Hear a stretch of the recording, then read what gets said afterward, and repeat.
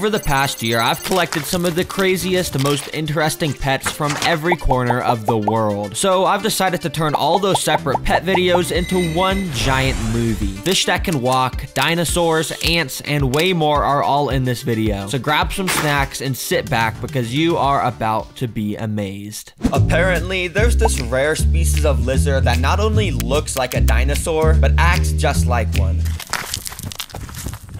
The name of it is a frilled dragon, and it looks very deadly.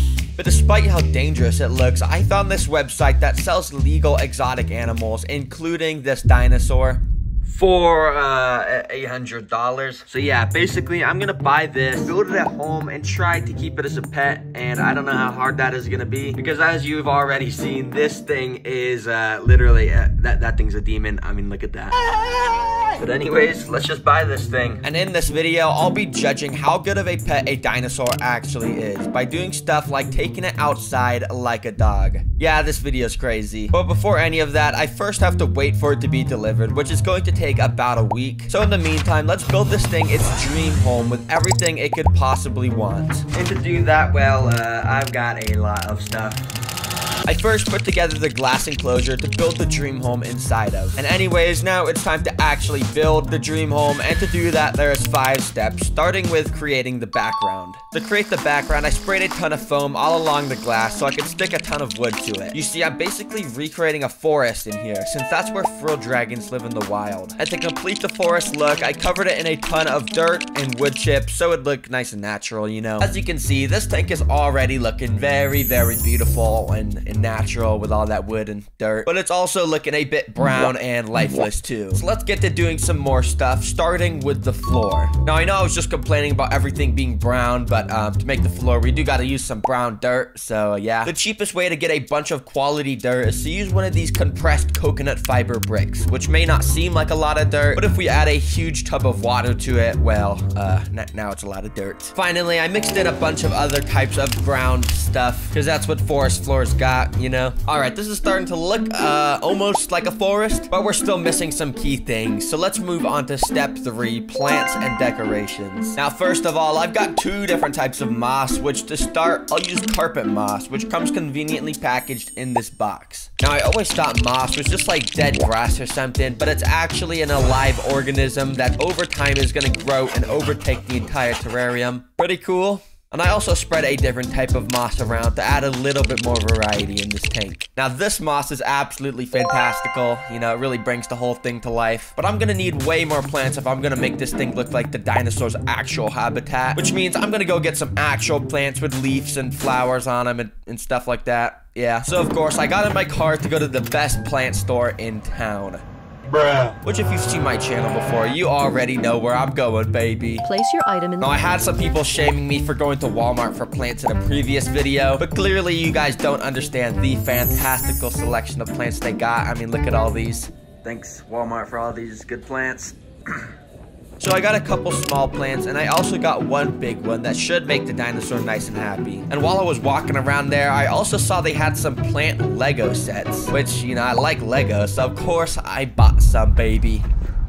When I got home, I figured I should just build the Lego set real quick to see how those plants look. So I put that all together, and then I put each of the plants inside of the enclosure and check these out. Yo, this looks so cool. I'm just kidding, this actually looks pretty stupid. I don't know why I spent $50 on this. Get this trash out of here. Instead, I of course got out the plants I bought and planted them around the tank. There we go, this thing is starting to come together well now. But in order to complete the decorations, I need to add a huge piece of wood that goes diagonally from the bottom of the tank to the top of the tank, so that the dinosaur will be able to have easy access to the heat lamp that will be at the top. And this is the only wood I have right now. Definitely not enough to get to the top. So in order to get some more wood, I went outside to find some. Okay, so I basically just need to get some sort of branch that's nice and thick and long, and that's kind of too thin. I need something that's not gonna snap under the pressure of the dinosaur, and yeah, that one kind of sucks too. But oh, this one actually looks pretty good. Look at this. My hand kind of wraps around it. That's good thickness. So I went inside and grabbed the biggest knife from my kitchen, and I got to sawing. This should only take like 30 minutes. I'll be done soon. Eventually, I was able to get this fantastical piece of wood that would work perfectly, so I quickly hosed it down to remove dirt and insects and stuff, and brought it back inside. After breaking it down so it would fit, I put it in place and covered the bottom with some more wood. And boom, the decorations are complete in here. But of course, I'm not just gonna leave the tank like this. We've got to first add in some technologies to make this the best enclosure ever, starting with some water technologies. The first water technology I got is this little box, which is actually an automatic humidifier. You see, frilled dragons need the humidity in their enclosure to be pretty high, and basically this, well, you know, it humidifies the enclosure by spraying water everywhere. Nice. The second water technology I got is extremely high tech. It's a water bowl. Yeah, so you know the dinosaur can get a drink of water and stuff.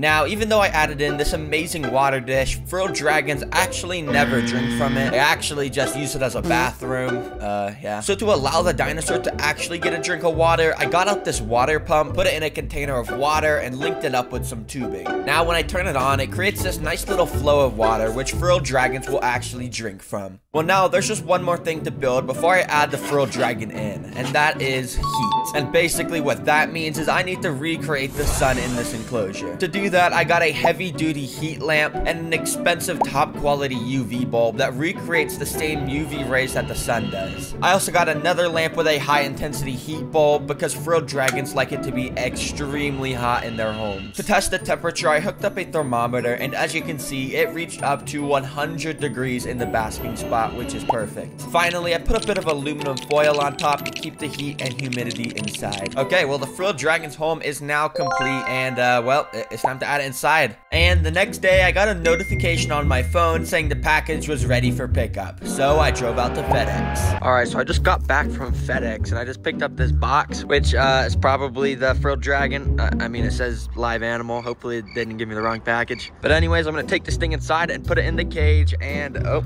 there's some chickens right there. Bruh. I might gotta show these guys to the dinosaur. They're gonna be good friends. But before I do anything like that, let's just start by opening up this box. Oh my gosh, I can kind of see the dinosaur right now, and well, it's definitely a dinosaur. And now that I have the frilled dragon, I'm gonna find out if dinosaurs are actually good pets by doing stuff like feeding it, taking it outside, and even more. But first, let's get this guy in the enclosure.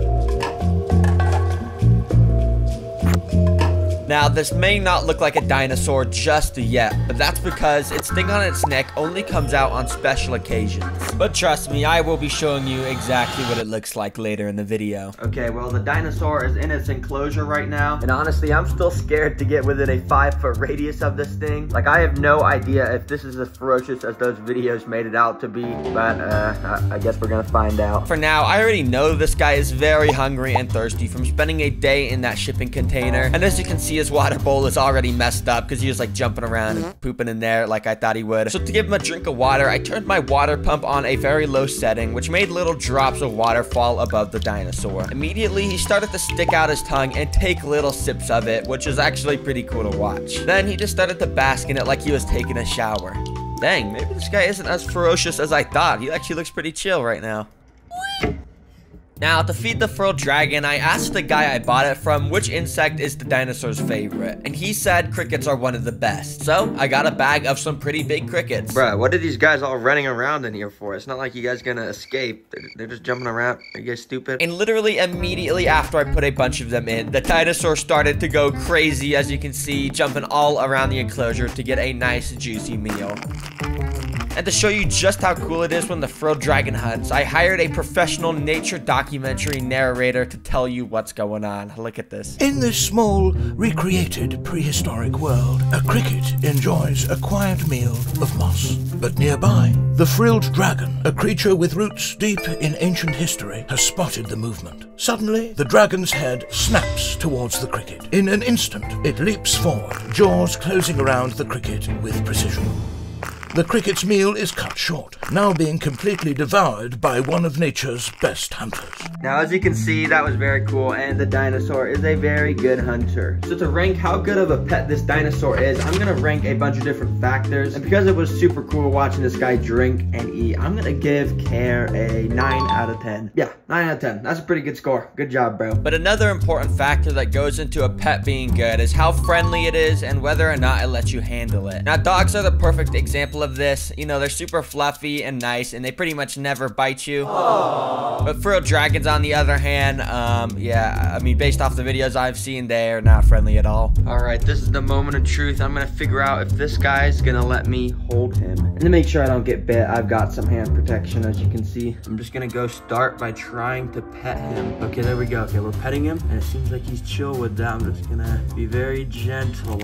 Oh! Okay, I got very scared there for a second, but... So yeah, I was too scared to pick him up with my hand, so I just picked up the log he was sitting on. There you go. Good boy, good boy. Okay, we're doing it. Okay, so we're just gonna start by putting him on the kitchen table. Let's see. Stay right there. And there we go. Look at him. When he's out of his cage, he's doing good. He's just sitting there. Dang, but he's actually being a good boy. And the craziest thing is you see the frill on his neck. It hasn't even come out yet. So usually they put the frill out on their neck when they're super angry. But this guy, he hasn't even put it out once. He's like super chill with me. So he's just letting me pet him. He's a good boy, bro. And since the dinosaur was doing so good just chilling inside, I decided I would try and bring him outside to let him explore the world. And I'm outside with the frilled dragon. Look at this. He's just basking in the sun. This is awesome. It's actually pretty cool. He's like blending in with the log. I'm pretty sure he does that to avoid any birds of prey. Because normally in the wild, they're like scared of birds attacking him. But right now, he's just blending in with the log. He's not even scared at all. And like I said, I was going to show the frilled dragon to the chickens. So I don't want him to get too stressed out, but I'm just gonna kind of let him see the chickens. You see them over there? Yeah, you see the chickens? Aren't they so cool? Oh, they look pretty scared. And oh, okay, they're just running away. Yeah, I think they're scared of him. Okay, I'm just gonna bring him back inside. That actually went very well, and the dinosaur didn't even get mad at me once. But to be fair, I was too scared to hold him. So because of that, I'm giving friendliness a 7 out of 10. And now for the final thing that determines how good a pet is to see the reaction of my mom. So yeah, I'm gonna show it to my mom. But real quick, I just want to let you know that only 5% of people are actually subscribed. And I know every YouTuber says this, and I said the same thing last video, but it is a real statistic. So please just subscribe if you like this video. Thank you very much. Mom, can you come in? Have you seen my new pet?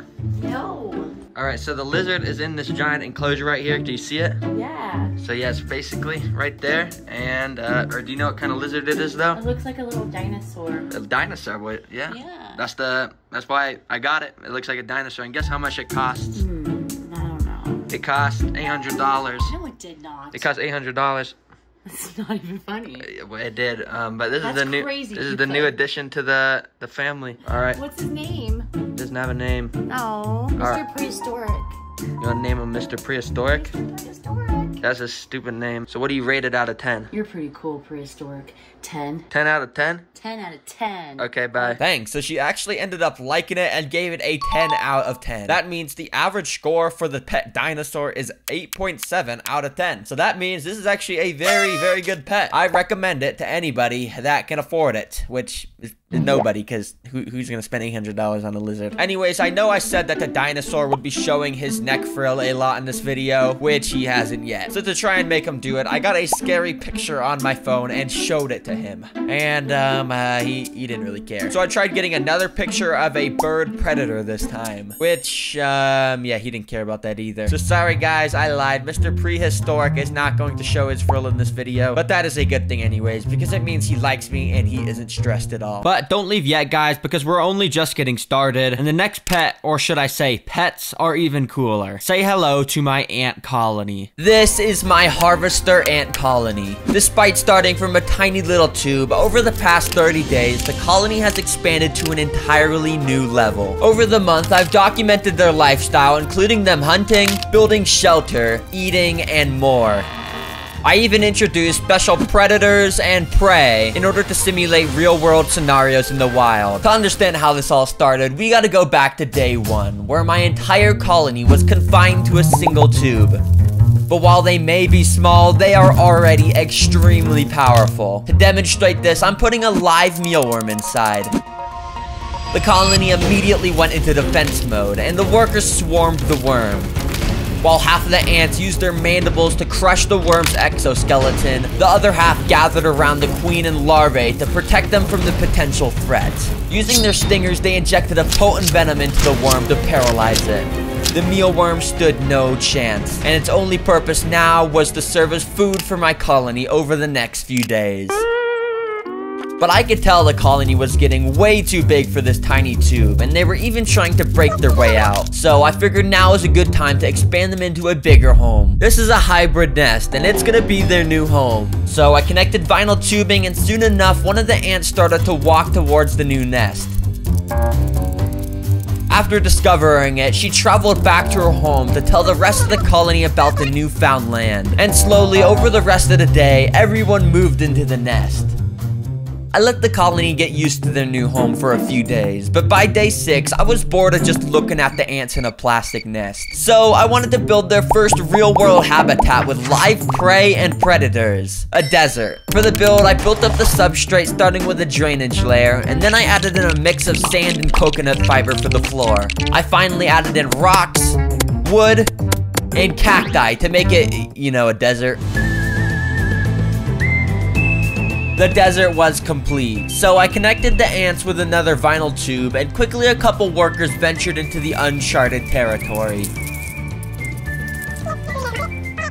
In order to give a reason for the colony to explore further into this desert, I sprinkled some of their favorite food around the habitat, dandelion seeds. And let's just say those seeds made the ants start swarming into the desert, and everyone was doing their part to take food back to the queen.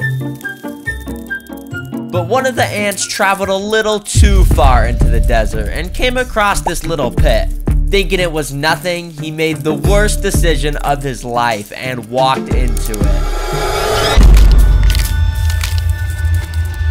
Something was attacking, and the ant could do nothing about it. You see, earlier that day, I had placed antlion larvae into the desert. These guys create little holes in the sand and wait for an unlucky ant like this guy to stumble in. But this ant wasn't going to die without a fight and grabbed on with his mandibles.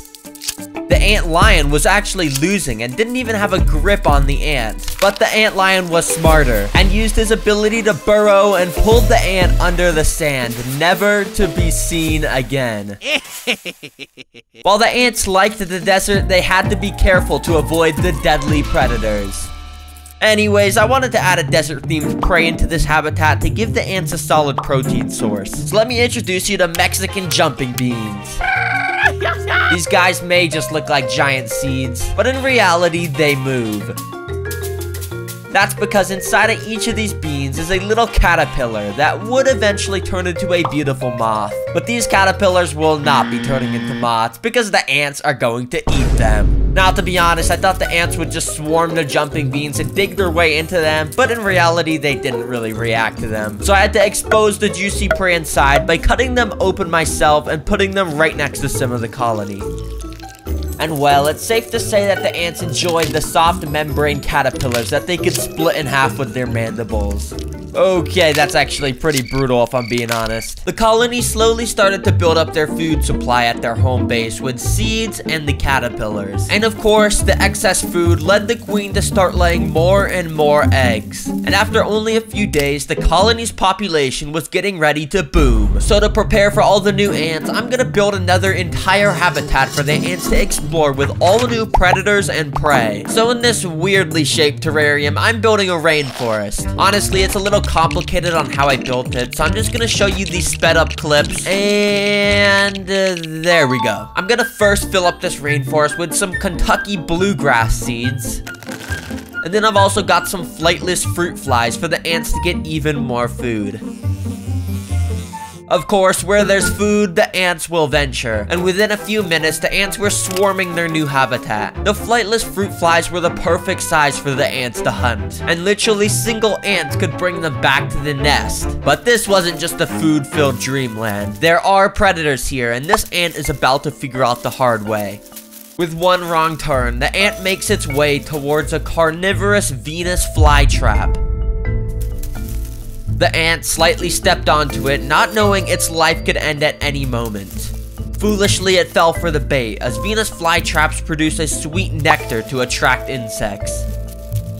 As the ant was busy inspecting the plant, the flytrap slowly started to close its mouth, leaving no chance of escape for the ant. You can see the ant slightly moving around inside, but over the coming days, the Venus flytrap will produce a type of acid that will dissolve the poor ant into nothing but nutrients. But carnivorous plants weren't the only thing that ants had to watch out for, as I'm about to introduce a fierce predator into the rainforest. Something menacing with excellent eyesight and sharp venomous fangs.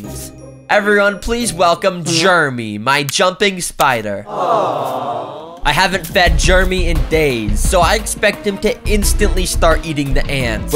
Wait, what? Okay, it turns out Jeremy is a little bit camera shy and just instantly went to hide in some plants.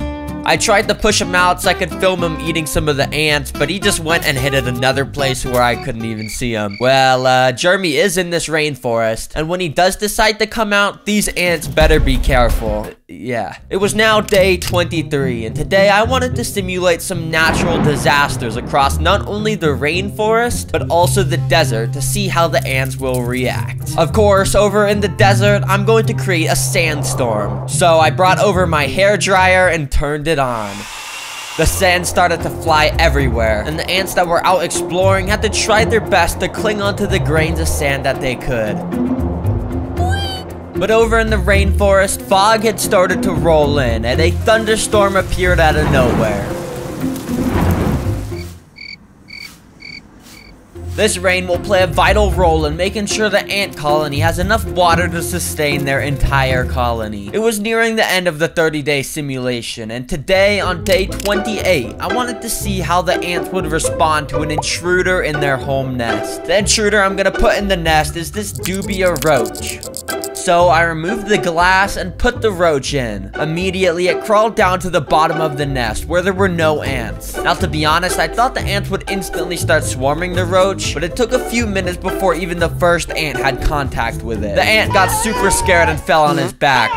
But the roach was just as scared, and it ran all the way to the exit of the nest. He then crawled out into the desert outworld, never to be seen again. Thankfully, the queen was left unharmed, and the colony got to live another day. Well, that's it for the 30-day ant simulation. They'll eventually grow to have hundreds or even thousands of workers. But for now, say hello to my next pet, which has an absolutely insane special ability. This is a totally regular fish. Just kidding, it can literally walk on land. Yeah, I just figured out that there's this species of fish that has evolved over millions of years to be able to survive out of the water. It's called a mud skipper, and I want to keep it as a pet. So I did what any normal person would do, and I drove to PetSmart so I could buy it. Hi, do you guys sell mud skippers? A mud skipper? Yeah, we don't sell those. Okay, turns out PetSmart just has goldfish and these things. What even is that? So yeah, they don't have mud skippers. And it turns out the only way I could get one of these things is by going to this sketchy website and getting one for only $24. Why is it so cheap? This has got to be a scam. Is this thing even gonna be able to walk? I don't even have a choice. Let me just buy this thing. Okay, well, it's gonna be here in 7 days, so I guess I just gotta wait for then. With 1 week until the walking fish got delivered, I needed to create a home for it with both a section for water and land. So to do that, I just went out and bought, one second. This. It's a 40-gallon terrarium, and I'm gonna fill it up with this. I'm just kidding, there's more. A lot more. So yeah, basically a lot of stuff, because I want to make this be a dream home for my mud skipper that will have tons of awesome stuff, including a literal parkour course to figure out if the $24 mud skipper will actually be able to jump out of the water. Alright, anyways, to build this tank, we can pretty much get rid of all of this stuff. And that's because all we need right now are these. Although it may not look like it, inside of each of these packages is rocks. Just for some reason, they've all been individually wrapped. I don't know who did that, but I guess I gotta unwrap all these now. 20 minutes later. Alright, there we go. Basically, I'm gonna use these rocks to lay out the foundation of the enclosure to separate the land and water areas. So I laid some of the rocks out, but then I eventually ran into a problem. Okay, I've just run out of small rocks while building, and the only rocks I have left are way too big. So you know what time it is.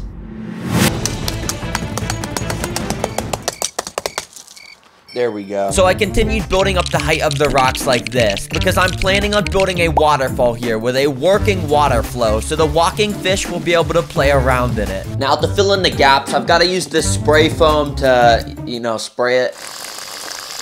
Now this is where the build gets fun, because now I get to use this little pump to make the waterfall actually work. Now to be honest, I don't really know how I'm gonna do this, but I need to somehow send water from this pump up the rock, so then it can somehow flow back down into the water area. Okay, so I guess I'll just try and use this tube that the pump came with, and try and send it up over the rocks like that. Well, I guess let me go get some water and fill this thing up so I can see if the waterfall actually works. Alright, moment of truth, let me plug this in.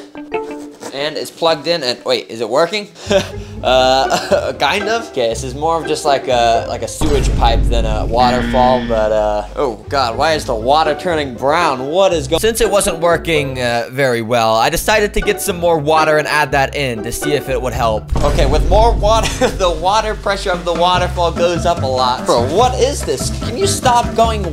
How is okay, oh shoot, oh nah. Bro, it is spraying all around my room. Turn it off. Turn them off. So thankfully, I found this dial on the pump that let me turn down the water pressure, and then the waterfall was actually working pretty well. Alright, there we go. To finish it off, I glued some rocks on the top to hide the pump, and I also drained out the sewage water because, yeah, we don't really want that. The waterfall was now complete, but this is only just the start. I have some crazy things planned for the walking fish, like building a literal parkour course for it to play on. Yeah, I am not kidding. But first, I need to finish the foundations of this enclosure, which means I need to make it look like a beautiful lake. To do that, I got a bunch of different stuff like wood, which I glued onto the rocks. Now I've got to add the substrate. So for the land area, I'm using these black balls, which I'll put behind the rocks and sloping down the waterfall. Finally, I put a layer of dirt on top to make it look more natural. Now for the water area, I'm gonna keep it simple by just adding in some sand, you know. Alright, the substrate's finished now, but if I'm not gonna lie, this kinda looks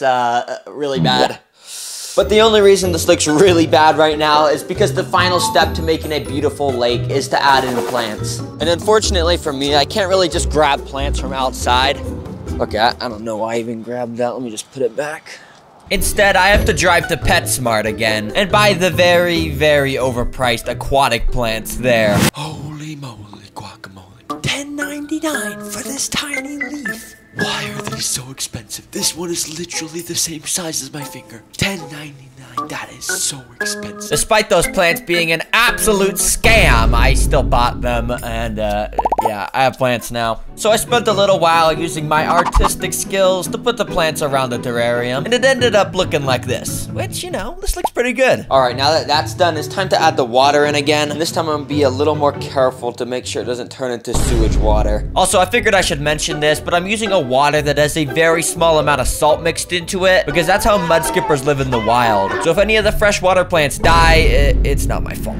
Oh my god, look at this. This is literally like a paradise. There's a working waterfall, there's plants, okay, I mean, that's just normal, I guess, but, you know, it's still pretty good. And look, this is the best part. I even got a light on it that when I press this button, it will turn it to nighttime. And by nighttime, I mean it just changes the light to blue, but, I mean, you still gotta admit that's pretty cool. The base of the enclosure was now finished, but there were still 4 days until the mud skipper walking fish arrived at my door. So to make this enclosure even better before he gets here, I'm gonna add a bunch of tiny fish inside. But before adding in the fish, I quickly poured some healthy bacteria into the water in order to let it cycle and make it safe for the fish. All right, well, it's been a couple days now. I guess let me just go get the fish. You know, I gotta go to PetSmart again. I'll be there soon. So I went and purchased the fish and got 4 of these mollies. Okay, the fish have been acclimating in the water for a little bit now. And to put them in the water, I'm gonna do a super cool transition. So basically when I clap my hands, they'll be in the water. 3, 2, 1. Boom! Look at that. That's a super clean transition. But anyways, the fish are in the, you know, the lake. So I got 4 fish, 3 different species of mollies. And, you know, they look pretty cool. We got like a zebra-looking one, some goldfish-looking ones, and then there's a black one. You know, these are pretty cool. And look at this. This guy's eating the sand right now. You see that? What the heck? I didn't even know they did that. Okay, wait, I'm not even gonna lie, these are actually super cool. And to make it even more diverse, I also got some Narite snails, which will help clean algae and stuff. So yeah, that's pretty helpful. But if I'm not gonna lie, I'm kind of getting bored of just these normal fish. So you know what time it is. It is time to add in the walking fish, the reason why we're all watching this video. So, let's just get to the good part. Alright, I just got a notification on my phone. It says it's here. So you already know what time it is. It is Mud Skipper o'clock. Let me just get this package. Oh yeah, check it out. This is the walking fish inside of this box. So let me open this thing up. Get out of here. I'm just kidding. There's nothing actually in this box. The walking fish has actually been acclimating in the water for a while, so I can already add him into his new home. Right after adding him in, the little fish started to swim all around his new water area. He even started to play around with some of the other fish. But of course, this isn't just a normal fish, it is a walking fish. And this little guy clearly knew how to do that very well. Oh my god, this guy is just walking around on land. This is so cool. Mud skippers are able to defy the law of fish because they have not only the ability to breathe through their gills like all fish, but also through their skin while it's still wet. So in fact, mud skippers will actually spend more time out of the water than in the water. So I don't really know if they can even really be considered a fish at that point, but I mean, it still looks like one. But the best part of this video is coming up now, where I'll be feeding the mud skipper all types of food, including live insects, to see which he likes the most. Then I'll build him a parkour course, and if he can successfully complete it, I'll give him unlimited of whatever his favorite food is. But of course, this little guy's first gonna need a name. So after searching through thousands of options, I came across the perfect name. This walking fish will be called Franklin, because I just feel like it looks like a Franklin. Anyways, let's feed Franklin some food to see which he likes best out of these. First up on the list, we got houseflies. Now I have 200 of them in this little container, but I only want to feed him a couple of these, so I'm gonna have to be careful that hundreds of these don't escape around my room. So I'm just gonna try my best to empty a few into here next to Franklin.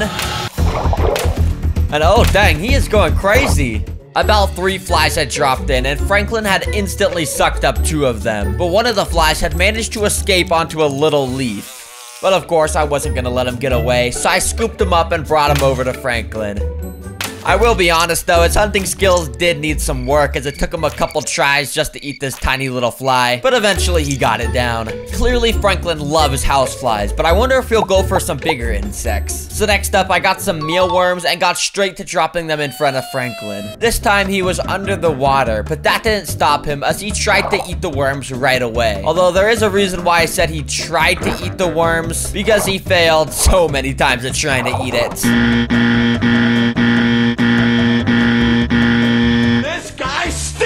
And eventually another fish just tried to take it from him, so he just swam away. But a little later, while Franklin was chilling on the land area, I dropped another worm right in front of him, and this time he leaped onto it and absolutely devoured it. Wait, is he going under the water with it? Wait, I think he just swallowed it whole. Dang. Well, it's clear that Franklin likes mealworms. It is a little bit hard for him to hunt them, but there's still the final insect to feed him, which are crickets. And these are almost as big as Franklin's, so I don't really know if he's even gonna try and eat them, but I dropped them in anyways. The cricket started to slowly move around in the water, and Franklin definitely noticed.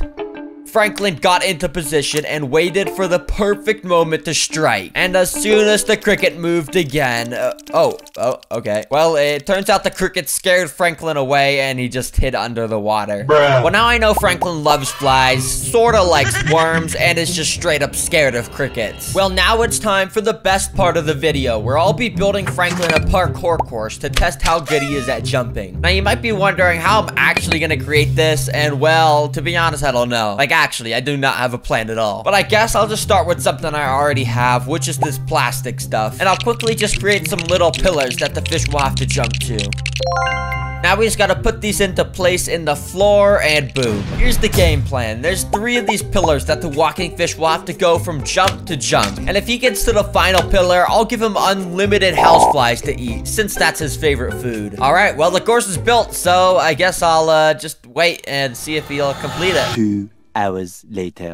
So Franklin never even tried to complete it on his own. I don't really know what I was expecting. So instead, I got some tweezers and mealworms to try and bring him towards the course. But it seemed like Franklin was scared of the tweezers, so I just had to keep repeatedly dropping the food in the direction I wanted him to go in. And once he tried to eat it, I picked it up and repeated the process. It eventually worked to get Franklin over to the start of the parkour course, but this is the hard part, because now he actually has to jump from platform to platform. So I tried the same same strategy of dropping mealworms, but it was taking forever. So I had to make it a little easier for him by putting some mud leading up to it. So now it's not really a parkour course, it's more just like a walk course. But after doing that and switching over the flies, Franklin started to make a little more progress. But this is where it got hard for Franklin, because while he could make it up to the first platform multiple times, he just wasn't going to the second platform at all.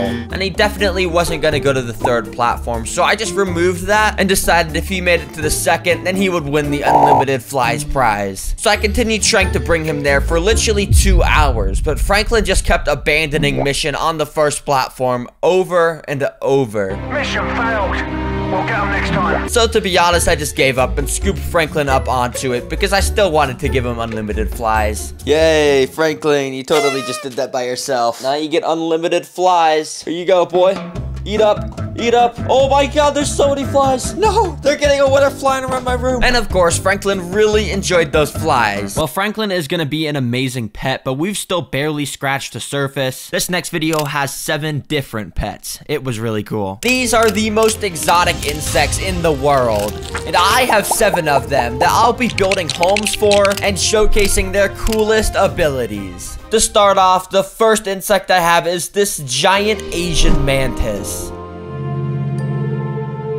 Despite looking absolutely majestic, this is secretly a monster that devours its prey while it's still alive. But to be able to see that, I need to recreate her natural environment in this little enclosure. So I built it up with all sorts of stuff like bark and moss, and soon enough, it was complete and ready for the mantis. Now, mantises actually have these little sharp spikes all over their legs, which allows them to grip onto very smooth surfaces like this glass. And because this mantis is so beautiful, I'm gonna name her something beautiful to match. So everyone, please say hello to Birchroot. But Birchroot wasn't the only thing alive in this enclosure, as just earlier I had put a couple crickets inside. Immediately after, Birchroot sensed them and rushed in towards the prey with killer instincts. Seconds later, the cricket was now getting crushed by Birchroot's claws and ripped apart by her alien mouth. But whilst the mantis was enjoying her meal, another cricket walked by. So she snatched that up and started to eat 2 crickets at once. Clearly, she was pretty hungry. Now, Birchroot has got to be one of the coolest insects I've ever seen. Like, seriously, she looks like King Kong right now. But there are still 6 more insane insect species I'm going to be showing off in this video, including a cow killer that is known to have one of the most painful stings in the entire world, and I'm going to be holding it. Yeah. But before getting to the cow killer, let's say hello to insect number 2, a metallic stag beetle. Now this is straight up an exotic insect. I mean, it literally looks like it's from the future. This species has some of the largest mandibles out of any beetle species. And honestly, those big sharp mandibles make me too scared to pick it up. So instead, I just picked it up with this plastic lid. For its enclosure, I'm using this 14 by 8 inch tank. And watch this, when I clap my hands in front of the terrarium, it's gonna be instantly built. 3, 2, 1... boom! Now that's a super clean transition. As you can see, there's tons of stuff in here like bark and sphagnum moss that will be perfect for the beetle to hide under. And speaking of the beetle, I of course need to give this guy a name. And since, you know, it's the best and coolest beetle ever, I'm gonna name him Paul McCartney. Because, you know, I just feel like that name fits him pretty well. You know, he looks like a Paul. Anyways, despite Paul having these absolutely massive mandibles, he doesn't even use them to eat prey because he's a boring herbivore. So to feed him, I just got an orange and put it inside. I also put some of this beetle jelly because I think they like eating this too. But Paul is a male beetle and he looks pretty lonely if I'm being honest. So I also got this female of the same species that is honestly a lot uglier than Paul because she doesn't even have those cool mandibles, but I put her in anyways and soon she started to wander around. Eventually, she even climbed onto Paul's back while he was sleeping, which seemed to annoy him and he got up and walked away. Not a great start to these beetles' relationship, but I'm sure Paul and this new female will eventually enjoy their home together and might even have little beetle babies. And remember, later I'm gonna be picking up a cow killer wasp, which is said to have a sting strong enough to kill a literal cow. Ooh.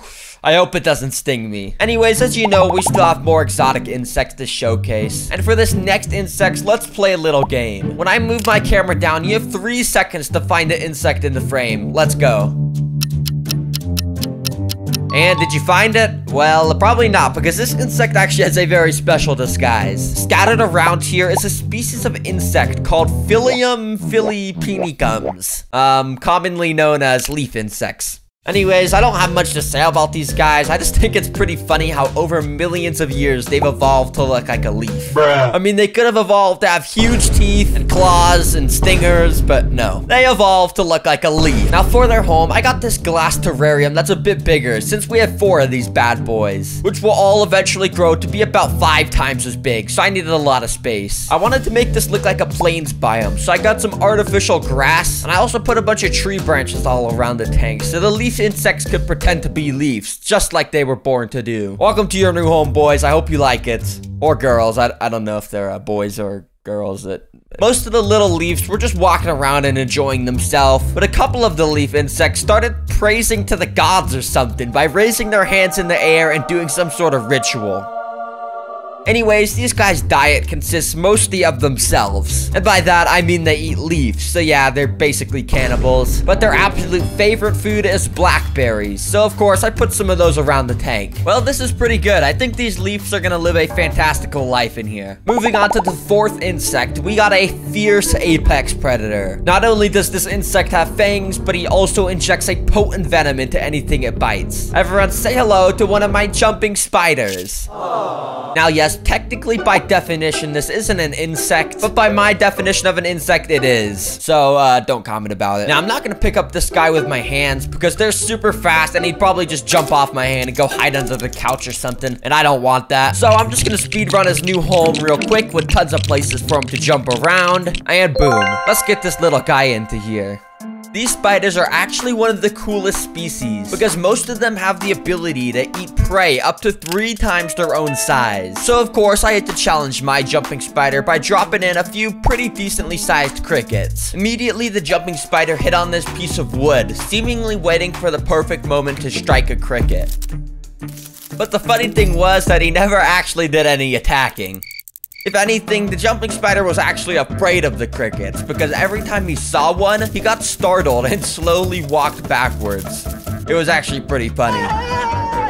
So to feed him, I got a couple smaller crickets and put those inside hoping he would eat those, but it kinda still seemed like he was scared of those as well. Well, I guess this guy's just not hungry right now, so in the future, if he still doesn't eat any crickets, I'll try feeding him some smaller worms and stuff. But for now, let's move on. I've been saving the best insects for last, and coming up soon, I'll be holding the cow killer wasp, which of course is the deadliest insect out of all of them. But first, for insect number 5, let's play another game. I'm gonna build this enclosure just like this. And as you can see, I built a nice little dirt enclosure with wood and moss. So now, can you guess what I'm gonna put in here based off of the enclosure? Your options are A, a shark, B, a dog, or C, an earthworm. The answer is... If you guessed shark, you were actually wrong. The actual answer is none of these. It's D, a millipede. And yeah, technically, once again, this isn't an insect, but don't worry about it. This species in specific is a pink-toed millipede, which to be honest, I don't know why it's called that because its toes are not pink. I mean, it doesn't even have toes. If anything, it should be called a orange leg millipede, but whatever. Despite it being kind of disgusting looking, I built up enough courage to pick it up onto my arm and move it into its enclosure. Oh, nah, this feels so weird crawling on me. What the heck? I swear this is actually like stinging me right now. What the heck? This feels so weird. Yeah, get off of me. Ugh. You see, millipedes have hundreds of legs, which helps them grip onto stuff and allows them to even walk upside down.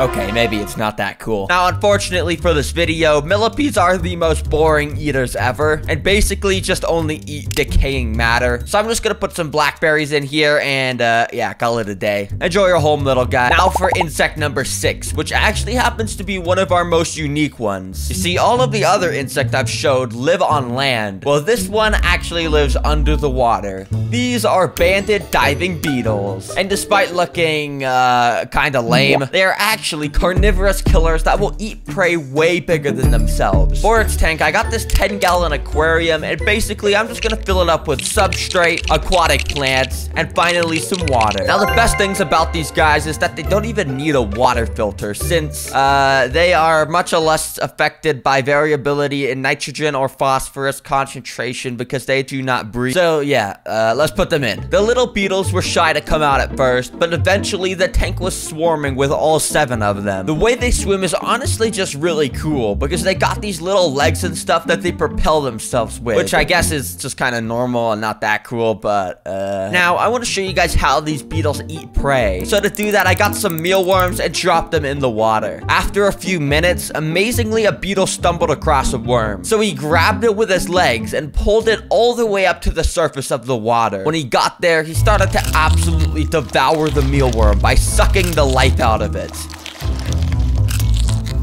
A couple more of the aquatic beetles found some more mealworms, so soon enough the entire tank was feeding on these guys. The next day, I came back to find these little lifeless mealworm exoskeletons laying around the floor. Clearly, the beetles had enjoyed their meals. Now, this is the moment we have all been waiting for, the 7th insect, a cow killer.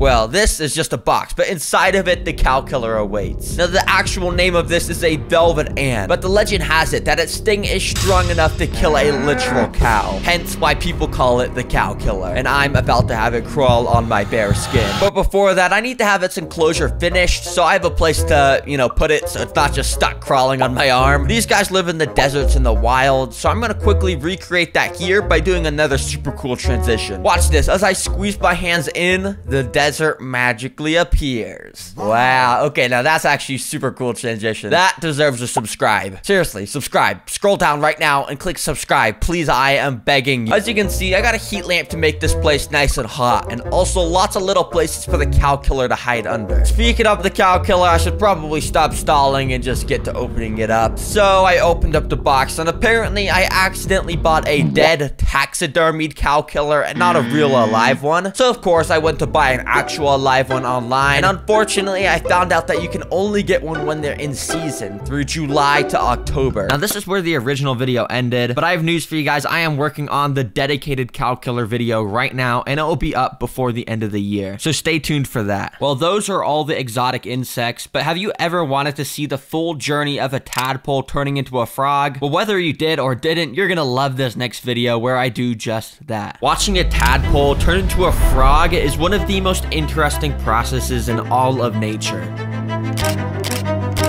And in this video, I'm gonna spend the next 50 days of my life raising 20 tadpoles into an army of frogs. It wasn't an easy process caring for them, and not every tadpole made it. But here is the full 3-month journey of raising tiny tadpoles into fully grown frogs.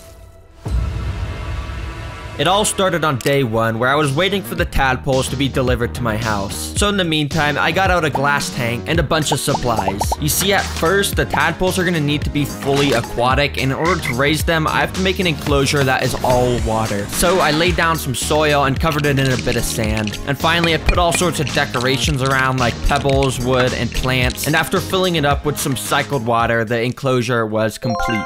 Dang, check this out. It actually looks pretty good. And I've got some fun plans for when I add the tadpoles in here. But anyway, speaking of those, they're gonna be delivered here tomorrow. So I guess just cut to that.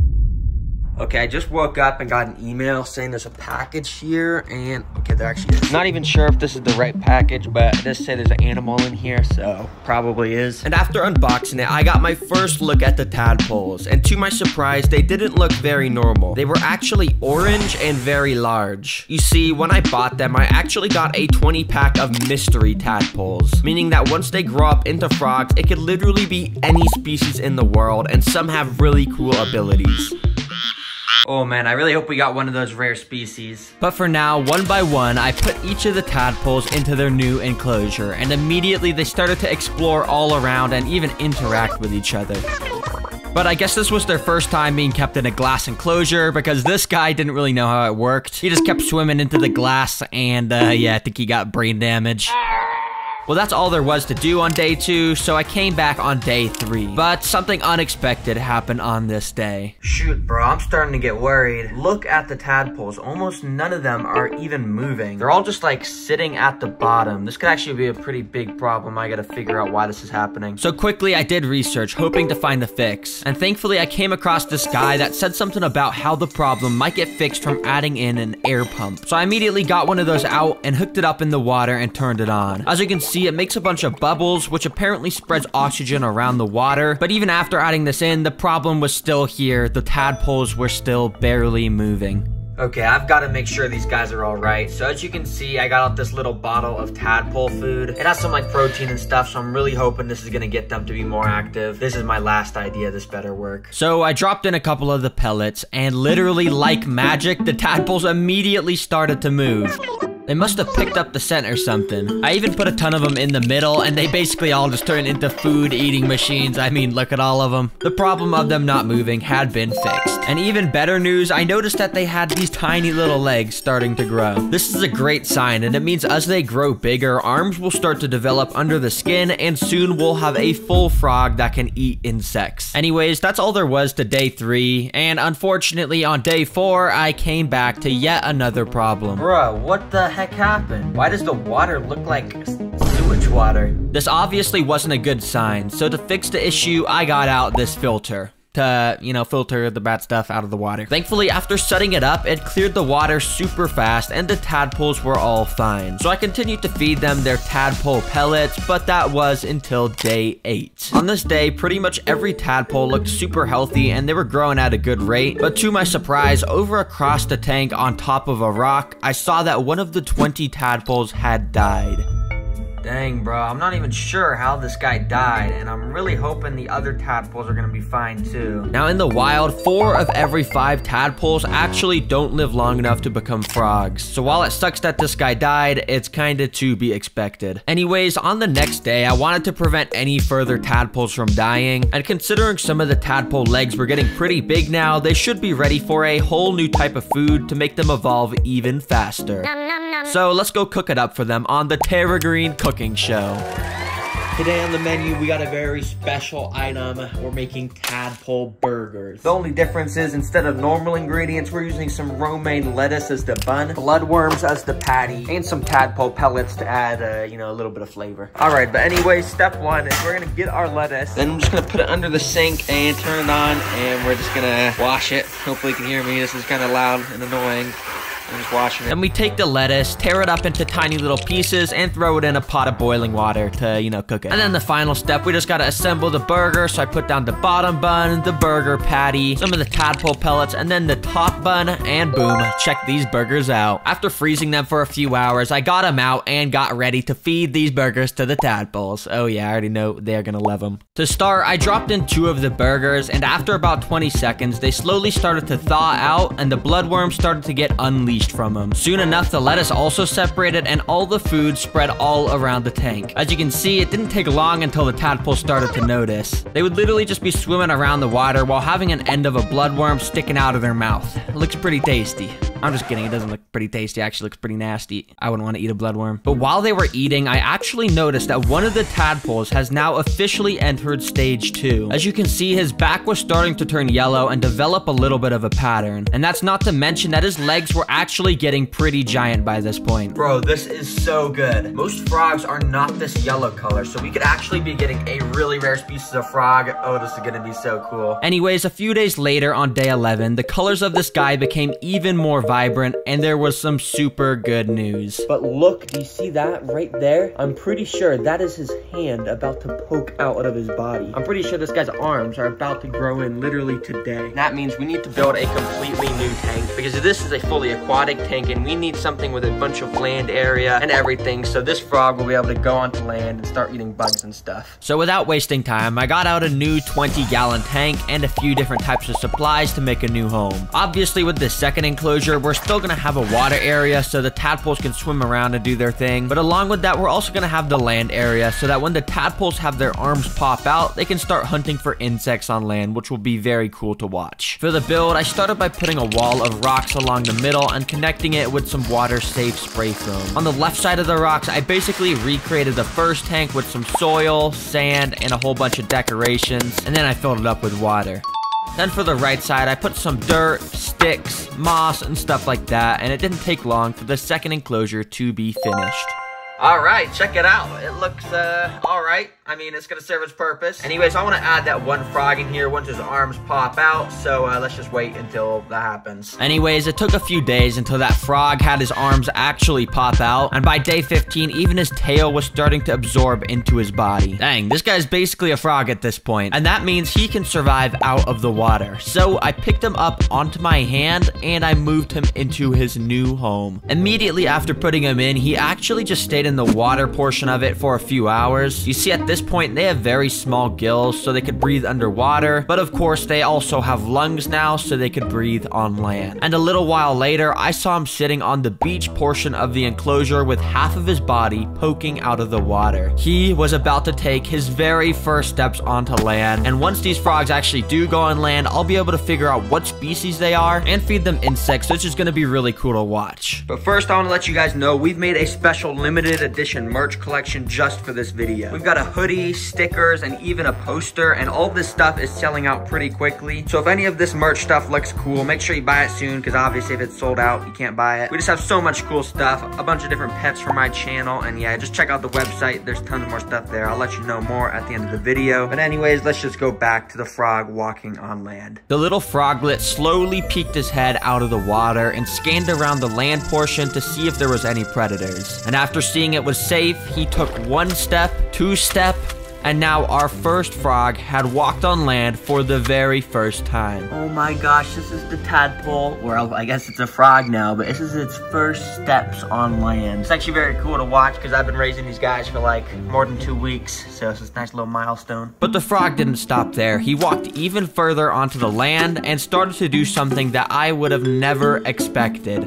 Oh my gosh, you guys see what this guy's doing right now? He's basically burying himself under the dirt. Obviously, this guy's that cool yellow and orange pattern on his back, and that made me think this is a Pac-Man frog. And now that he's doing this, I 100% know it's a Pac-Man frog. Basically, Pac-Man frogs do this because they wait for an insect to walk above them while they're in the dirt, and when that does happen, it jumps out and eats it. It's very cool, and I'm about to show this guy doing it. But first, on day 16, I scooped the biggest tadpoles out the old tank and put them into the new one so that they would be able to walk once their arms popped out. And I wanted to wait till there's a couple more frogs, so I came back 2 weeks later on day 28, and now there was a total of 3 froglets. The original one, another yellow one, and for some reason, even an orange one. Pac-Man frogs can be all sorts of colors, so maybe we'll even get some other types. But anyways, later that day, I noticed the 2 yellow frogs were chilling in the dirt with each other. Alright, I really want to see these guys jump out of the dirt for some food, so that's why I've got these crickets right here. Hey, let's just drop some in, hopefully something happens. So I let the crickets loose, but while they constantly walked near and sometimes even on top of the frogs didn't really react to them at all. So instead, I tried to get out some smaller crickets, and oh boy, this is where it got fun. Right after putting them in, this lone cricket went up to the pair of frogs, and the one on the right tried to eat it, but he missed. So the cricket tried to run away, but then the left frog tried to eat it, and he missed even more miserably. Yeah, they're pretty bad hunters. But this cricket was just so stupid that he looped back around to the right frog, and this time he was out of luck, because just like that, he was now getting swallowed by the Pac-Man frog. Now, I thought that was gonna be all that I got to see, but 2 minutes later, one of the original big crickets walked by them. I thought there was no way one of them would try to eat it, but as it slowly got closer and closer, and finally tripped on the dirt, the Pac-Man frog just opened his mouth, and the cricket fell straight into it. This dude just ate a cricket the size of his own body, and it seemed like the frog on the left was pretty jealous. Yeah, he just kept like licking the frog on the right. I don't really know why he did that. At this point, the main goal is to get all the tadpoles transformed and get an army of Pac-Man frogs. So I continued to care for them and feed them and all of that stuff. But that was until day 40, when there was a huge problem. By now, there was a total of 6 froglets roaming around the enclosure, but one of the froglets was sitting under a rock with a tail and legs sticking out of his mouth. Even though I was feeding them more than enough food, it had eaten one of the tadpoles. Now, Pac-Man frogs will basically eat anything, including other other frogs, but I figured that since they were so small, there'd be no way they'd eat each other, but unfortunately I was wrong. Since I now knew there was even a chance they'd eat each other, I had to separate all the frogs into their own enclosures. So I went out and got a lot of individual enclosures and some supplies to build everything up. For each tank, it's pretty simple. You basically just fill them up with about 3 inches of coconut fiber dirt, add some water to make sure it's nice and moist, put in some moss and sticks so they could hide under, and put in a shallow water dish. I repeated that process in a few more of the enclosures, and now you can see I have a lot of them. Now the final step is that I got out some heat mats and put them running along one side of the enclosures to create a heat gradient inside so the frogs will be able to choose how warm they want to be. Alright, check it out. Some of the enclosures are ready for the froglets to be put inside. Now I probably will have to build bigger enclosures as the frogs grow up because they get to be pretty big, but these should last for, you know, at least a few months, so this is good. So on day 41, I scooped each of the 6 froglets into their new enclosures. And as you can see, that one frog that ate the tadpole was absolutely massive at this point. He probably wouldn't be hungry for a few days. Like, dang, he's pretty fat. Soon after putting them in, some of the froglets went to go chill in the little tray of water to get some quick moisture. You see, at this point, most of the froglets have lost their gills and can only breathe air, so it's important that the water in their enclosure is very shallow like this so they don't drown. To finish off the day, all the frogs buried themselves in the dirt, and I dropped a few crickets inside so they could eat.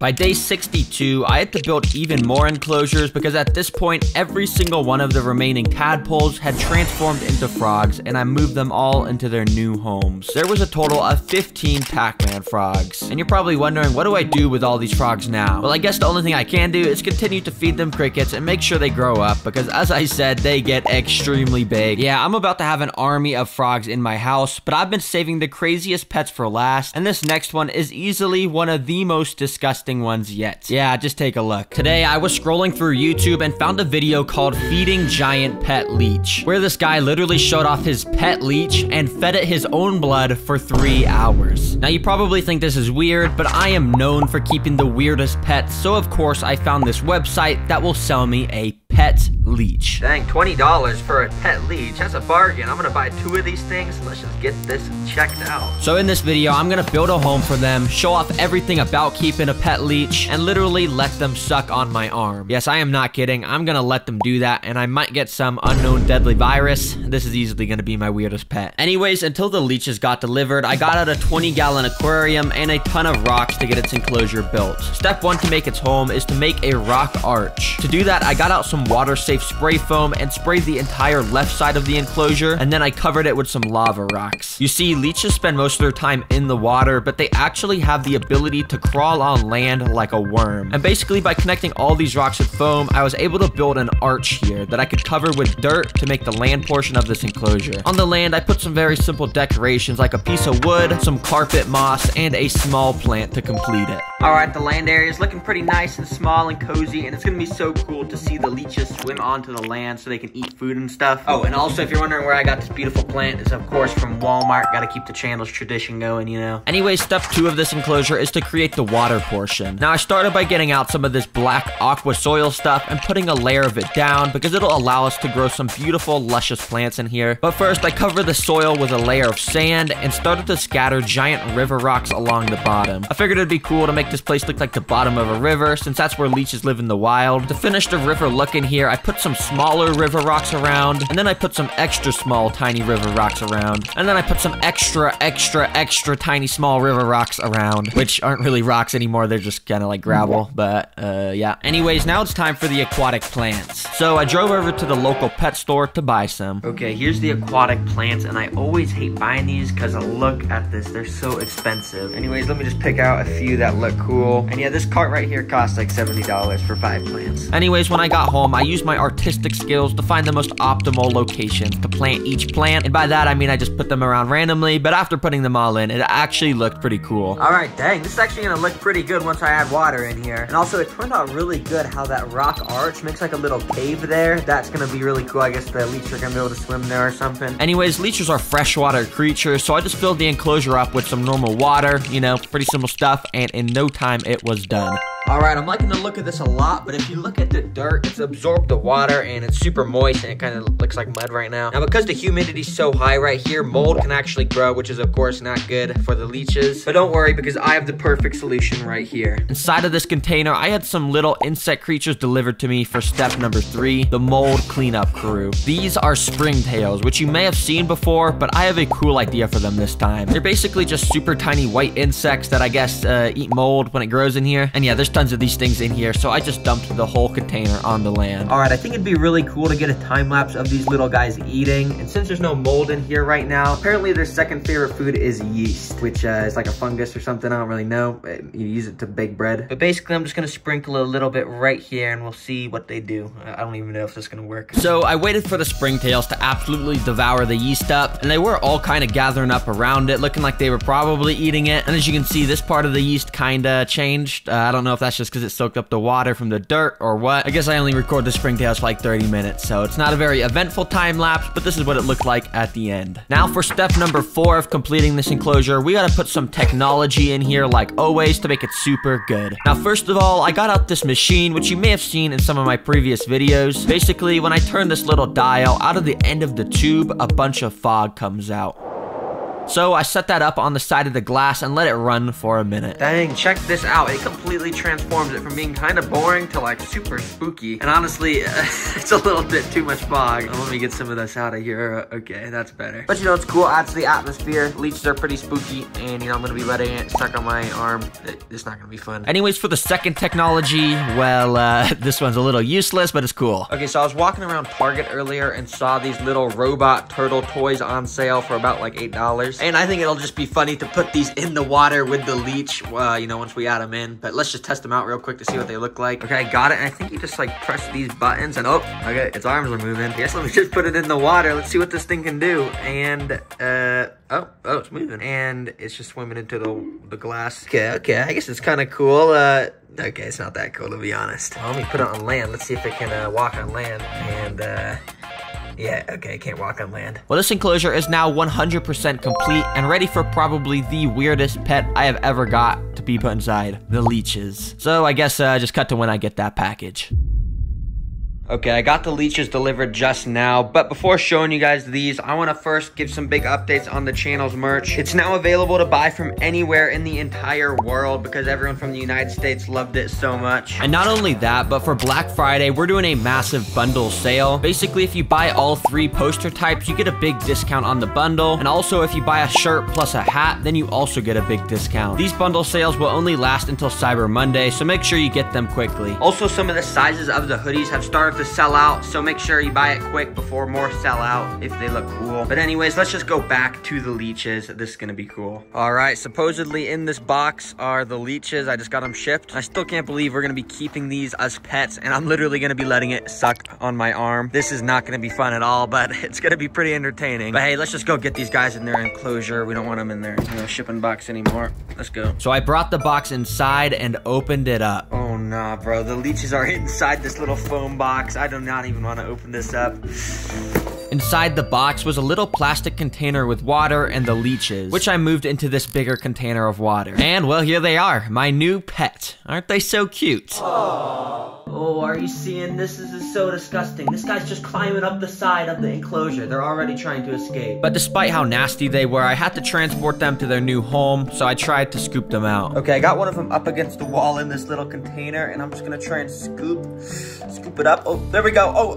Oh, shoot, it's not going good. Oh, no, is this thing trying to escape right now? No, this is not the time. Can you please go back in the container? Oh my gosh, it's just on my table. But eventually I got it back in, and I was able to put both the leeches into their new home. And right after dropping them in, it didn't take long for the leeches to start swimming around and be super active. Basically, how leeches work is they mostly get around by swimming around just like this, like how a sea snake would. But on one end of their body, they actually have a little suction cup so that they can grab onto walls and rocks so they can stay still. And of course, on the other end of their body is the mouth that they use to, of course, grab onto animals with. Okay, as you guys know, these leeches get most of their food by sucking the blood out of other animals. But before I feed them my own blood, I kind of want to fill them up just just at least a little bit by feeding them some other type of food. And apparently Google says one of the best things to feed them is raw liver from the grocery store. And I don't really have any of that, so I guess let me just go get it. So I drove over to Walmart and found some of that raw beef liver that supposedly the leeches will eat. Dang, check this stuff out. It's only $2.44 per packet of it. That is why we shop at Walmart, everybody. And it does look pretty nasty, but I'm pretty sure the leeches are gonna eat this. I don't know, let's just go home and figure out. So when I got home, I opened the packet up and got a little raw piece of liver out. All right, well, we got the beef liver right here. It's kind of nasty, I'm not gonna lie, slimy and everything. And hey, the leeches are out and about right now, so I think I'm just gonna drop it in right there. Hopefully it doesn't make the water dirty or anything. I let the meat sit there for about 15 minutes, but the leeches didn't end up finding it. So instead, I just picked it up and brought it right over to one of them. Immediately, that first one picked up the scent or something and latched onto it. So while that leech rode the piece of meat, I brought it over to the second one, and that guy immediately latched onto it too. And yeah, I just let them go crazy on it, eating it up for a little bit. Oh my gosh, these leeches are absolutely devouring this piece of meat. I gotta make sure they don't get filled up on this meat, because I still gotta eat meat. Can you guys come off,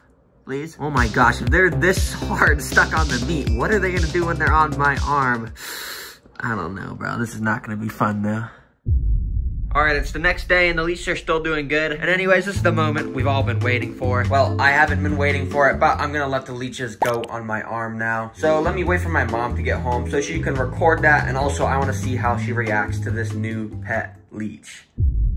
Okay, Mom, you could come in now. All right, hi. Hi. I'm just bringing you in here because I want to show you my new pet. All right, so basically just look at its cage and I want you to guess what's in there. Oh my god. Dude. Do you see anything in there? Yeah, it's in the jar. Yeah, right there. Disgusting, in the dude. jar. I had to put it in a jar just because. Is it a centipede? A centipede is underwater. No. That's a leech. No, dude. A pet leech. No. Isn't a pet leech cool? No. Is it the sucking of the blood leech? Basic, yeah, sucks your blood. But you know, we gotta feed it. Oh, right. I see where you're gonna go with this not happening. Yeah, don't worry. We're definitely not gonna be feeding it anyone's blood. But I want to show you this thing you see on top. You can put fog inside. That's neat. But I don't only have fog. We also got some turtles. Some little turtles. Yeah, they just kind of move around. They're kind of cool. Why is it in a jar like that, though? Oh, you're wondering why it's in a jar? So basically, it's in a jar because I need to do something with it, and I need you to record me do something with it. Oh my gosh, okay. So basically what I'm gonna do is I'm gonna pick the leech up, and I'm just gonna take all the water out, and then I'm just gonna put this upside down right here. And basically, I need you to take my phone and record me sucking the blood out of my arm. No, you're not going to do that. Yes, I have to do it. No, we're not, dude. Why do you have to do that? Because I said I would do it at the start of the video. Oh, right. I'm just going to take the jar and put it here. Oh my gosh, no. Why are we doing this? Don't worry. No, dude. So this might take like a couple minutes. I don't know. For it to even get out of there? Yeah, you see how its suction cup is on the jar? Yeah. Here, maybe I can like it. Okay, it could happen right now. It could happen right now. No! No! Okay, it's biting me. Dude, why are we doing this again? Go back a little bit. Oh my gosh, oh my gosh, oh my gosh. Okay, it's biting me right now and it's sucking my blood. I feel the blood coming out of my arm. Oh my god, okay. no. Ew.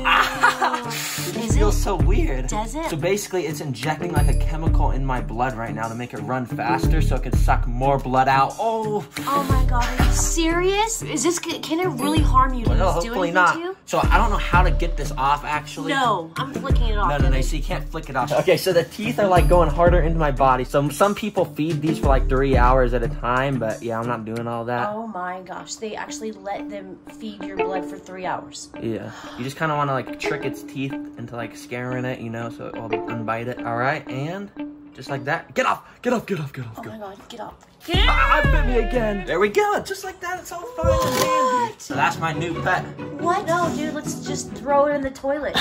Okay, we're not gonna do that. Don't worry, because we got princess band-aids right here to heal the wound. Oh my gosh. And we got some cream or something I guess you gotta put on it. Neosporin, yeah. Okay, so first we just gotta get the cream, put some on there like that. Maybe that's a little too much. And then we have our princess band-aid, so we just take that out. Oh, I don't know who that is, but it's a very pretty princess. And boom, just like that, we just fed our pet leech. Oh my goodness. Yeah, there, you wanna try? Nope, Your absolutely not. No, or just throw it in the toilet. I'm definitely never doing that again. That's all I'll say. But what's an even weirder pet than a leech, you might ask? Well, I'll tell you, an alien. And yes, I got a pet alien. Just roll the video. I just found probably the most alien looking creature on Earth. It is literally a mutant creature with the mouth of a spider, the body of a scorpion, and claws that look like saws. And that's not even mentioning that it has some of the weirdest and creepiest behavior out of any animal ever. But despite how weird it is, apparently there's a website that will sell you one as a pet.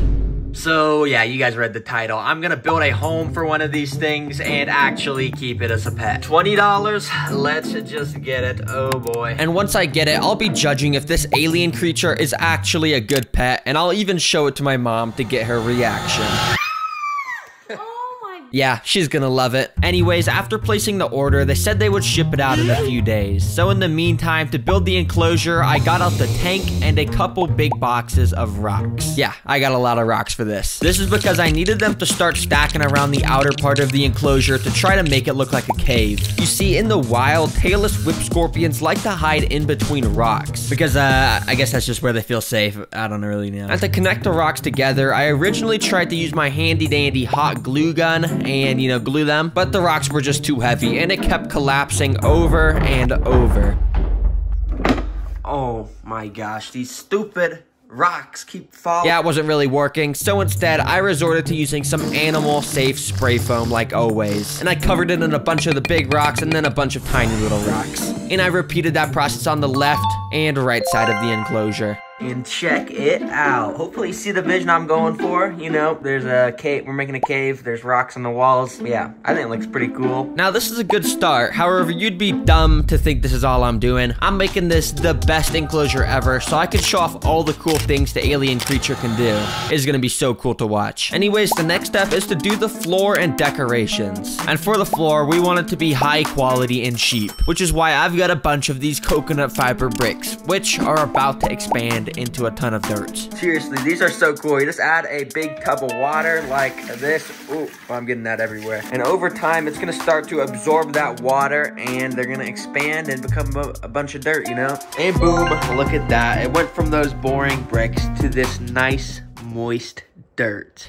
Yeah, boy. Okay, maybe it's not that cool, but you know, it's dirt. It's pretty necessary. To top off the floor, I mixed in some wood chips, dead leaves, some moss, and a couple rocks. Now, apparently the alien creature I'm getting has the ability to dig burrows out in this dirt with its claws, but I have no idea if mine's gonna do that, so hopefully it does. That would be pretty dang cool to watch. Now, to decorate the enclosure, I got these super thin sticks and started to glue them along the top. As you can see, they kind of look like tree roots, which adds this cool effect to the build that makes it look like there's trees growing above this cave. Nice. And of course, this wouldn't be a TerraGreen enclosure without some plants in here, which, as you can see, I've got a few of. And if you're wondering where I got them, yeah, I got them from Walmart, as always. I love Walmart so much. Please sponsor me. Please, please, please. As you can see, all the plants are pretty small since we don't want it to look too planty in this cave. So I planted them around and gave it a nice spray down with my water spraying thing. Now, these plants are actually super important because water droplets will gather on top of the leaves, which will easily allow the alien creature to sip them up and get hydrated, which, you know, is good. You know, we gotta make sure he can drink water and stuff. But while I was at Walmart getting the plants, I also found this absolutely majestical stone statue of an alien. Hi, how are you? Because, you know, we're putting a tailless whip scorpion inside of here, which is basically an alien. So yeah, I put that in to finish off the decorations. Bruh, this guy's got a big forehead. That's a real shame. Thankfully, my forehead isn't that big. Okay, the first 3 steps are all complete, but now it's time to get some technology in this enclosure to make it stand out. The first of which is this big machine right here, which can do something very cool. To get it to work, I had to fill up this container with a bunch of water, and after it was filled up, I put it back on top and finally twisted this knob right here. And now check this out. Out of the end of this tube, a bunch of smoke, as you can see, or fog, not smoke. It'd probably be bad if there's smoke coming out of it. Dang, that is actually cool. Look, it just comes out. I don't know how a machine just turns water into fog. That's pretty cool. Anyways, this is actually very useful since as long as I turn this on about once a day, it will keep the humidity levels at a good spot for this enclosure. Also, it's just cool and adds to the cave ambience, you know? And speaking of cave ambience, this next technology is gonna add to it even more. It's this super tiny Bluetooth speaker, which I buried in the dirt and covered with a leaf. With this, all I gotta do is connect it to my phone with Bluetooth, and I can play stuff like cave noises, which is pretty cool. you know, adds to the cave ambience. But of course, I don't have to make this speaker just play cave noises. I can make it play literally anything, like the most annoying sound in the world. 1 hour. What is this sound? What? This is so stupid. Okay, it definitely wasn't lying. This is probably the most annoying sound in the world. I don't think the alien's gonna like this if I play this when he's in here. Okay, I get it. Can you just turn off by now? Turn off. Okay. Oh, okay. Please turn off. Please. Okay, anyways, this enclosure is finished enough to be able to add the tailless whip scorpion alien creature in here. So yeah, I guess just cut to then. 2 days later, I got the alien delivered, but before opening it, I've got some big news to tell you guys. Today, the very first TerraGreen merch collection is releasing with all sorts of super cool items. All of my coolest pets have been turned into shirts, hats, posters, and stickers. And I even made a special pet alien sticker for this video that's included in the sticker pack. It's the holiday season and it's the perfect time to buy them. I'll let you guys know more at the end of the video, but for now, let's just go back to the pet alien. Alright, well, I just went and picked up this package. It says live animals, and you know, I'm pretty sure it's the alien. Now, as you guys know, this thing is insanely creepy. I mean, I showed you that video of it literally crawling out of its skin. So this is definitely gonna be my most creepiest pet. But anyways, let's get this in the enclosure I built for it, and let's go, baby. So I got out a knife and opened the package up, and oh, here it is. Because you can't really see anything. There's paper towels everywhere. Okay, hold on. Let me open this up. I then very carefully removed the lid and paper towels to expose the alien creature. Oh my gosh. Is this thing just gonna jump out at me? I have no idea. I'm just gonna close the glass, though. Yeah, get that closed. Thank you very much. Now, at first, it was completely still, and actually, I couldn't even tell if it was alive. But eventually, I noticed signs of movement, and then soon enough, it fully started to climb out of its container. Very creepily, it slowly made its way over to a rock to go into hiding. But it wasn't just any rock. Of course, it was the rock with the alien statue on top. Bruh. Well. I told you guys this was an alien. Only an alien would go under the rock with an alien on top of it. But anyways, as I said at the start of the video, I'm gonna be pranking my mom with this thing. But before I do something like that, let's just see what it's capable of by trying to feed it something. I don't know. Let's just put some food in here, though. And after doing some research, it turns out that tailless whip scorpions absolutely love crickets. And thankfully, I always have a bag of crickets, since all my favorite pets eat them. And immediately after putting them in, they actually all looked very happy. These stupid crickets really thought that this was their new home, and they were just going around eating moss. Well, little did they know that this home actually belongs to my tailless whip scorpion, and unfortunately for one of the crickets, it made a wrong turn.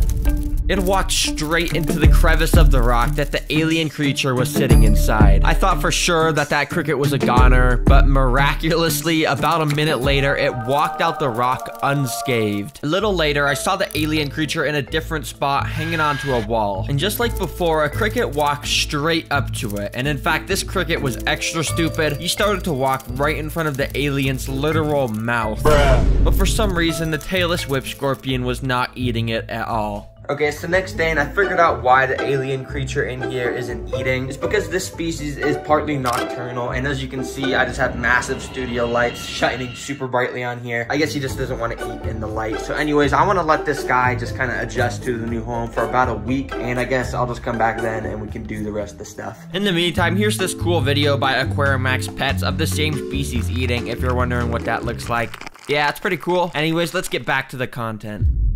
Okay, this is the absolute best part of the video because I'm gonna show my mom this alien creature and then I'm gonna prank her. And if you're wondering how I'm gonna prank her, just take a look at this thing. It's basically a one-on-one model of the tailless whip scorpion. And yeah, I'm basically just gonna throw it at her. She is not gonna be happy. But anyway, she's not home right now, so I guess I'll just cut to when she is and we'll show her this. Okay, you can come in. All right, so I just got a new pet, and I just want to show you it. Okay. Now come stand over here, and you can try and tell what it is. I just want you to guess what kind of pet I got. Oh my gosh, it looks super cool. Where's it at? Can you see anything in there? I'm trying my hardest. Okay, well, it's hidden behind this rock, but... Shut up, dude. Do you know what it is? No. If you look very closely back under that rock, there's something right there. Oh my god, dude, I'm scared. For some reason, she couldn't really see it, so I gently woke it up with a spatula, and here's her reaction. Oh my god, dude!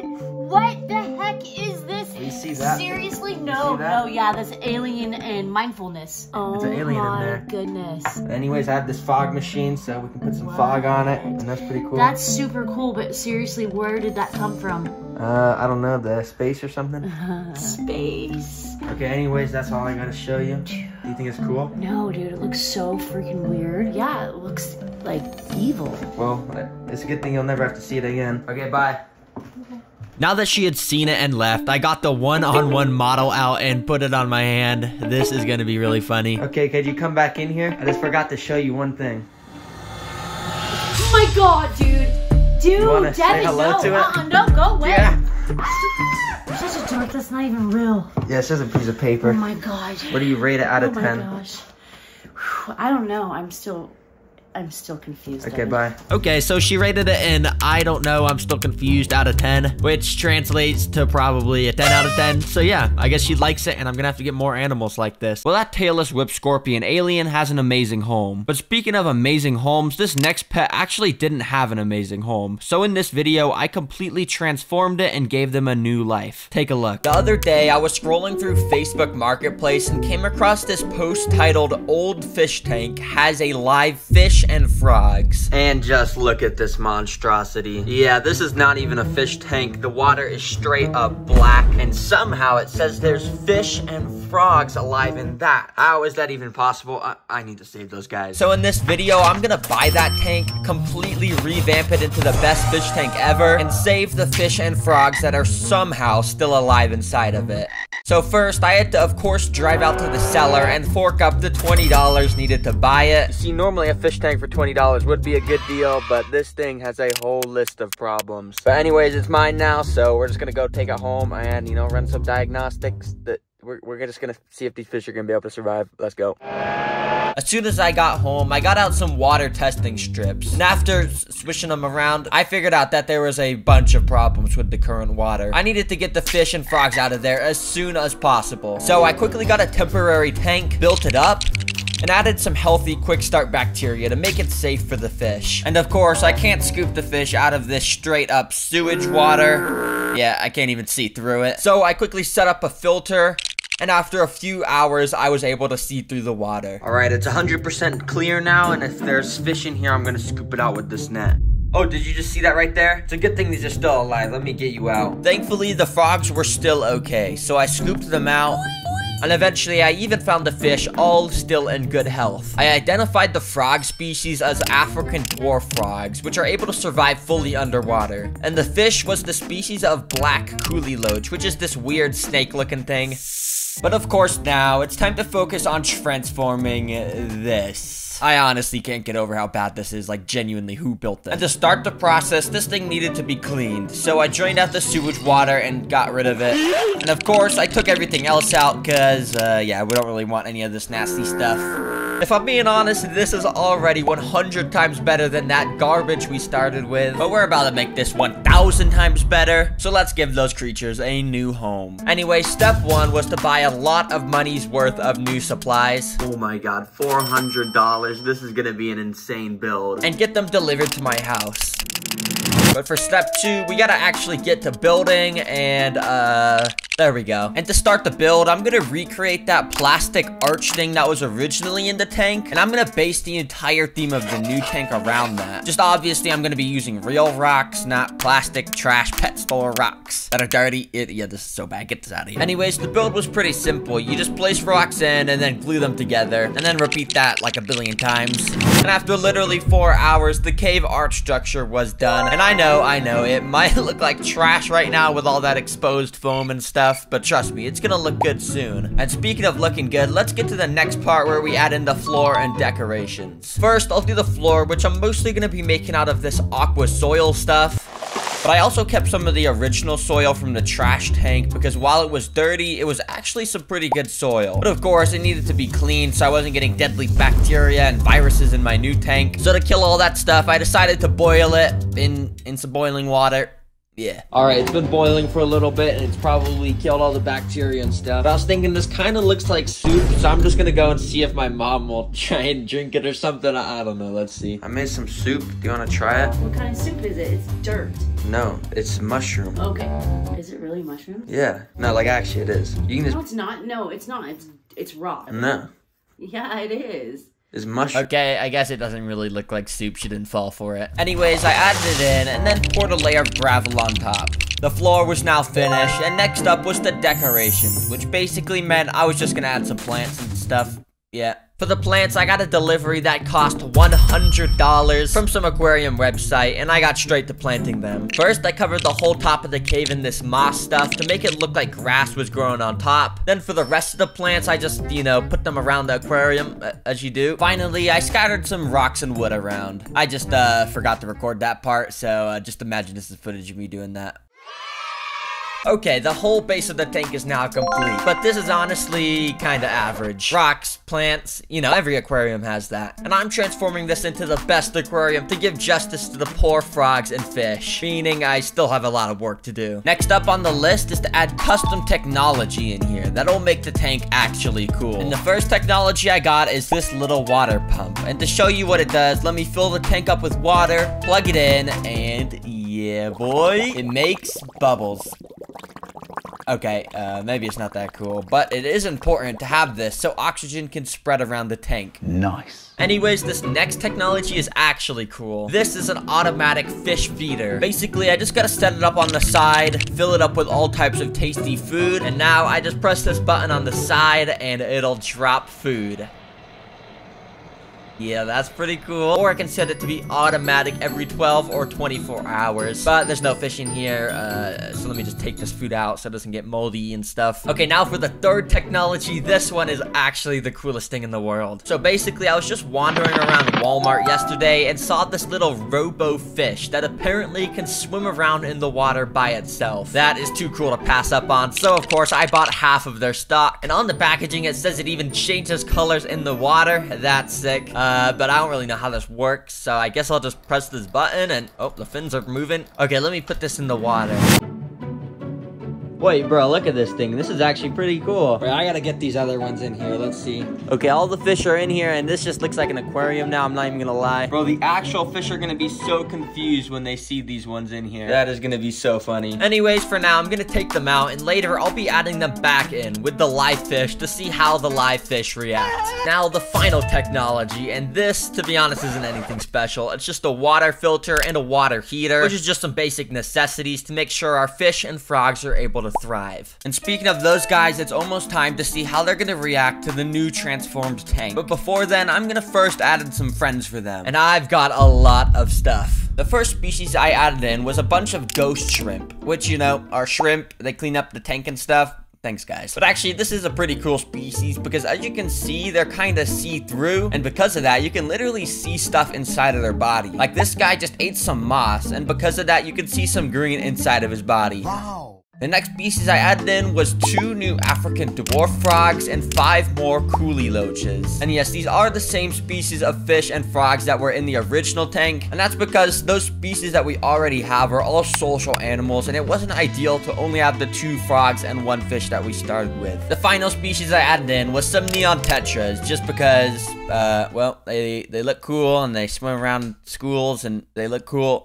Yeah. Well, all the friends are added now, so of course it's time to add the original frogs and fish inside. Be free. Okay, well, that's kind of anticlimactic. Well, they're in here now, and I'm pretty sure they're gonna live an amazing life, so that's good. But now that it's transformed, this is the best part of the video, where I'll be doing stuff like seeing how the fish react to the robot fish, and also I'll even be hatching live prey from eggs to feed the frogs and fish some live food. And speaking of that live prey, let's get to hatching that now, because it's gonna take a little while to get those hatched. These are brine shrimp eggs, which to start the hatching process, we're basically gonna get a pot, throw a bunch of ingredients in there like a soup, and put in a heater, a light, and a pump. And yeah, basically these shrimp are gonna hatch in about a day, probably. I don't know if I set this up right, but I guess we'll see. In the meantime, I had to, of course, test out the robot fish in the aquarium, so, be free. Right after adding them, the first fish to encounter them was the little school of neon tetras. At first, they seemed pretty chill about it, just ignoring it and going about their normal life. life. That was until one of the robot fish started to rush at them at max speed, and they all got extremely scared. One of the frogs was also chilling on top of the cave when another robot fish came swimming in towards him.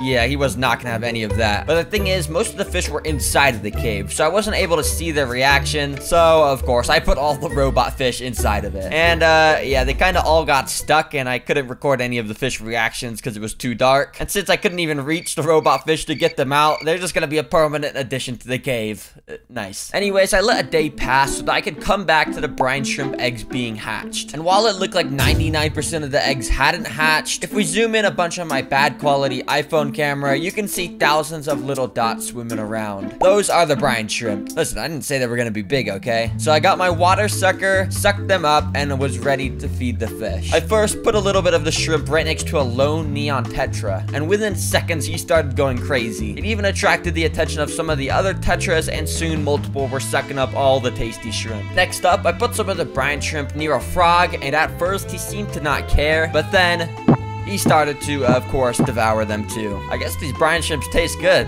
Dang. Finally, I put some of the brine shrimp near a coolie loach, and I was expecting this guy to start eating them too, but he kind of just, yeah, he just swam away into the darkness of a cave. Bruh. Well, even though I found this aquarium as a piece of garbage, I'm happy I was able to completely transform it and give a new home to the poor fish and frogs that were alive in it originally. There's one final pet left in this movie, and I saved the rarest for last. You just gotta watch this. Trust me, it was insane. There are billions of lizards alive across the world, but out of all of them, one species stands out as unique. But what the hell, what? Chameleons. You see, chameleons have the ability to be bred to have extremely rare color patterns, like a literal rainbow. But I just came across the rarest color variation that I have never seen before. This beautiful red and blue chameleon that literally looks like a Nintendo Switch. Just to represent how rare this is, let's say there's a billion lizards on Earth, and about 1,000 of those are a chameleon with this exact color morph. That would mean there is a 0.0000001% chance of this existing. And sure, it may cost $899, but this is gonna easily be one of my coolest pets ever. And once I get it, I'll show off some special abilities of chameleons that many of you have probably never seen before. But it's gonna take a few days until it gets shipped out to my house. So in the meantime, I probably should build up an enclosure for the chameleon with everything it could possibly need to live an amazing life. And of course, to build that, I'm gonna need the giant 120-gallon terrarium and hundreds of dollars worth of supplies. But to start the build, the only thing we actually need is some dead leaves and bark. You see, to make the floor for a chameleon, you don't want to use normal materials like dirt. This is because chameleons have these special tongues that when they're shot out, they'll pick up stuff like dirt on the floor and eat it, which will make the chameleon sick. Yeah, I don't want that to happen. So even though this floor is super simple, it's actually perfect. But of course, the rare Nintendo Switch chameleon I'm getting is gonna need a lot more than this in its enclosure. Yeah, this is just definitely not enough. So for step number 2, I got a whole bunch of wooden branches. Now, as you can see, I installed these 2 metal bars going across the enclosure, which I'll start by covering in the branches I have. I made sure to make the branches reach all along the top of the enclosure, the bottom, the sides, and literally everywhere. And after they were secured in place with zip ties and foam, I covered up most of that ugly stuff with some moss and leaves. So it doesn't look like a 5-year-old made this anymore. I also got a bunch of these vine things, which are basically these long bendable rubber sticks that recreate the look of jungle vines, and they curve all around the enclosure. Okay, if I'm being honest, this does look a little bit cluttered and messy right now, but trust me, coming up in this video, I got some stuff planned that's gonna make this, you know, actually look good and be an actually good enclosure. And plus, all these branches and vines are actually very necessary to allow the chameleon to climb and swing around the entire enclosure. And don't worry, guys, because I'll be getting plants to cover up these big ugly foam things in the corner. Speaking of plants, I should probably put some in here since that's the next step to finishing this amazing home. But I don't have any right now, so I'm gonna go to the plant store. Now, of course, I drove to Walmart, as always, to buy my plants. And the plant section was actually amazing this time. I mean, they had a way better selection than they usually do. Just look at all of them. Oh my gosh, are you guys seeing this? $15 for this giant plant. Okay, that is actually a super good deal. You're only gonna see deals like that at Walmart. That is why I come here, guys. So I picked out all the plants the rare chameleon could possibly want and brought them home.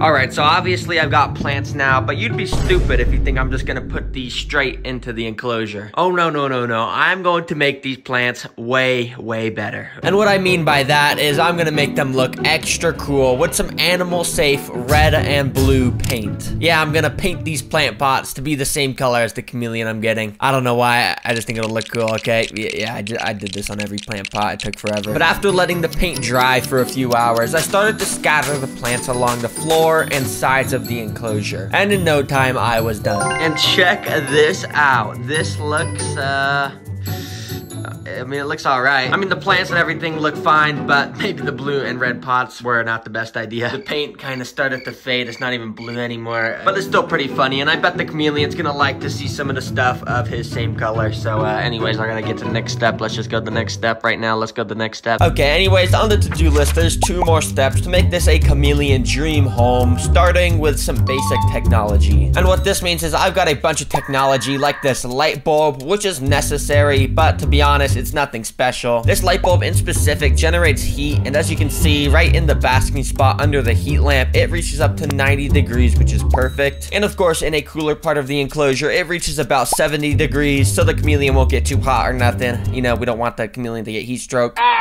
But another basic technology you need is a long UVB light bulb, which recreates the same UV rays the sun does. And basically, this lets the chameleon get vitamin D or something. It's pretty complex biology stuff, but it's very important. And finally, I set up a simple water misting system, which, you know, you just press a button and it starts spraying water all around the enclosure. Yeah, pretty simple, but it's very necessary. Okay, well, now that the boring technology is over, let's get some fun, custom, advanced technology in this enclosure. At the start, I got this big, cool blue thing. You see, earlier at Walmart, I saw these toys that were apparently made by the YouTuber Mr. Beast. And, you know, I love Mr. Beast, so I bought this egg-looking one, which I had an idea for how I could use in the chameleon enclosure. So I pressed a button to open it up, and inside was, this thing. What the heck is this? Okay, I guess inside there's a Mr. Beast toy that makes that annoying noise. Well, I don't really know what I was expecting, but I guess let me just put this inside the chameleon enclosure, and there we go. If you're wondering why I put this in here, well, I was just thinking I want to give the chameleon a nice friend, and, you know, this is kind of animal looking thing, so, okay, I'm sorry, this is stupid. Let's just go to the next technology. And now next on the to-do list, this one is even cooler than the last. Alright, so for the second thing I'm adding in here, basically, I just wanted to make it look more like a home. And as you know, most homes have paintings around their house because that's just what homes have. So I'm gonna add my own custom painting inside of here. And to get the custom image made, I asked AI to make a picture of a red and blue chameleon wearing a suit. And, oh, look at this. Look at this. Oh my gosh. Wait, okay, we're gonna put this painting inside the chameleon's home. Oh, this is gonna be pretty cool. So I drove to the printing store and printed the image out, hoping no one around me would see me getting these stupid looking paintings. Bruh. And there we go. Check it out. This looks pretty. I mean the painting looked kind of cool, but I don't really know why I added this either. It's a little useless, but anyways, this entire enclosure is actually pretty much finished. I don't know anything else I can add to it, so I guess it's just time to add the rare red and blue chameleon inside. Let's just cut to then. So as you can see, I got the lizard right here, and I don't know what I'm doing outside. I should probably just go put him in the enclosure. So I opened up the package and immediately was amazed by its beauty. Oh my gosh, this thing looks super cool. Okay, wait, this is easily gonna be my coolest looking pet. The only thing to do was open the lid and let it crawl out when it was ready.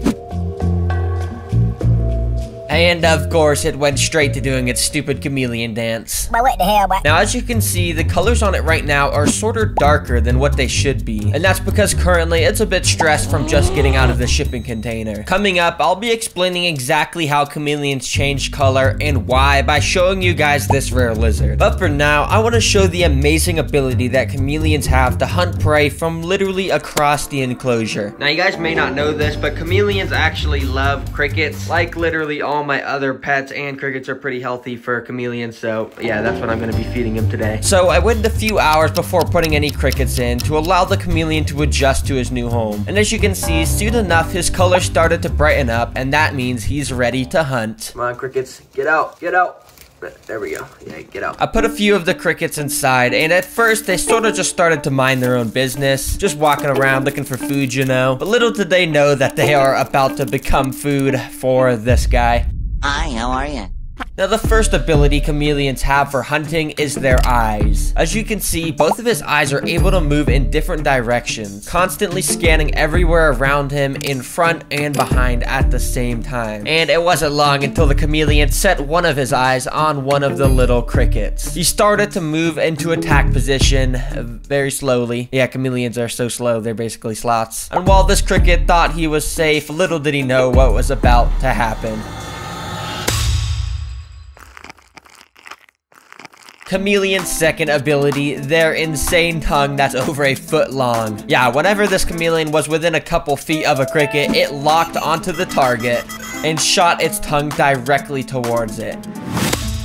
And because the tongue is so sticky, it just brought the cricket in with it so it could enjoy a nice, tasty meal. And after seeing how cool it was when the chameleon hunted, I got a funny idea. Okay, see this cricket here? I'm gonna get this onto my hand like that. And then I'm literally gonna try and feed the chameleon from my hand. You can see it's right there. It just jumped off. Okay, take two. We're gonna put this right next to the chameleon's mouth. And there we go, that's the perfect spot. Eat it, bro. Eat it. I wanna see this thing eat from my hand so bad. It's literally right in front of you. Hello? You're just gonna watch it? It's crawling all around my hand. You have the perfect opportunity, and you're not doing it. And okay, I think the chameleon's just walking away at this point. I guess he doesn't really want to eat from my hand. I'm sorry, cricket, but I'm just gonna... You're gonna get eaten. Anyways, I should probably name this rare chameleon, and like I said earlier, this thing has the exact same colors as a Nintendo Switch. So I'm gonna name my chameleon... Switch. Yeah, I mean, it's a pretty creative name, I know. Anyways, now I'm gonna show you guys exactly how chameleons change color, and it might actually be pretty surprising to some of you. But quickly, I just want to tell you guys that since the last video, you've increased the amount of people subscribed from 5% to 6%, which is okay improvement, but let's get this to like 50%. So please, if you're enjoying this video at all, just scroll down and click subscribe. Now, anyways, you might have seen me show you guys this video of a chameleon changing colors. And while this viral video is actually very cool to watch, it is completely fake.